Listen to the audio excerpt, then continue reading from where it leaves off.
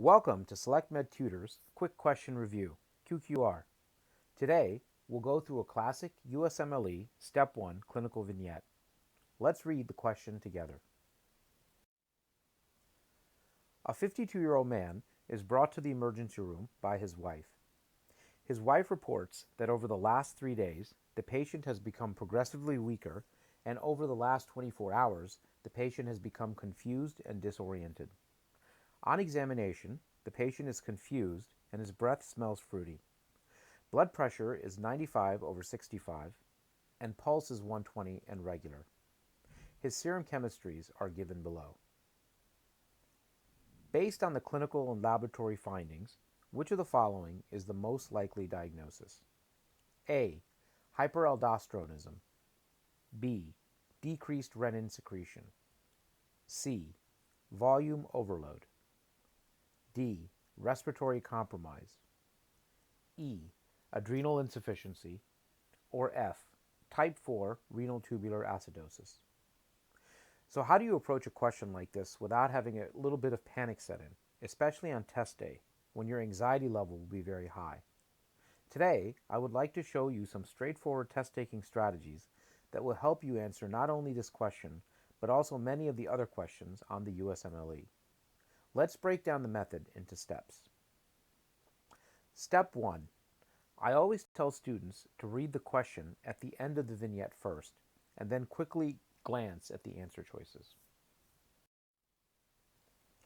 There are significant advantages to approaching USMLE questions in this fashion.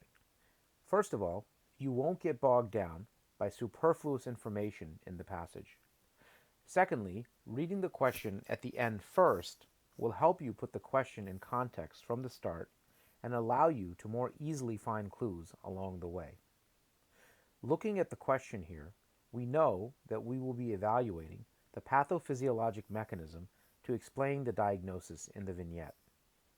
What parts of the vignette help us to arrive at the answer? Well, the patient's breath smells fruity, he has low blood pressure and tachycardia, and his pH and bicarbonate are both low. All of these signs are consistent with diabetic ketoacidosis, but let's make sure that the rest of the information in the passage fits.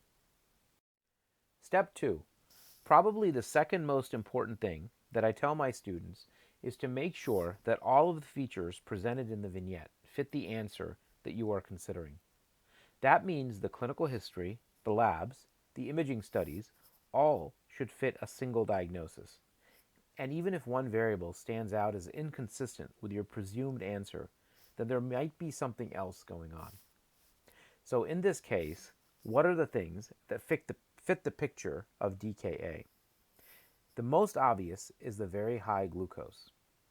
What about the other parameters? The bicarbonate level fits, as we would expect it to be low in DKA. And what about the potassium? Well, we know that in patients with DKA, potassium stores in the body become low, which is reflected by a low or low normal potassium level. So that fits as well. Now, as in all acid-based questions, let's look at the PaCO2. Step 3. At first glance, the PaCO2 appears to be normal here. But does that make sense? In DKA, what would we expect to see? We would actually expect to see a compensatory decrease in the PaCO2, right? That's why DKA patients generally have a compensatory tachypnea. They have so much acid in their blood that they try to compensate by blowing off additional CO2. So the quote normal value of PaCO2 actually does not fit the picture here. In fact, a quote normal PaCO2 is decidedly not normal in this situation,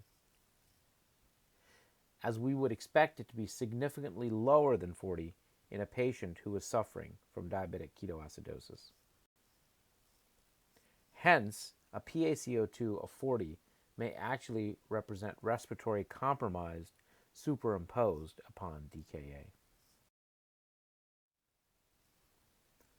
And among the answer choices given here, D represents the best answer because it is the only answer that would result in respiratory depression and a higher than expected PaCO2 level. I want to thank you for watching this quick question review from SelectMed Tutors. SelectMed Tutors combines the latest in evidence-based test prep with our outstanding MD tutors. Our services can be found at www.selectmedtutors.com.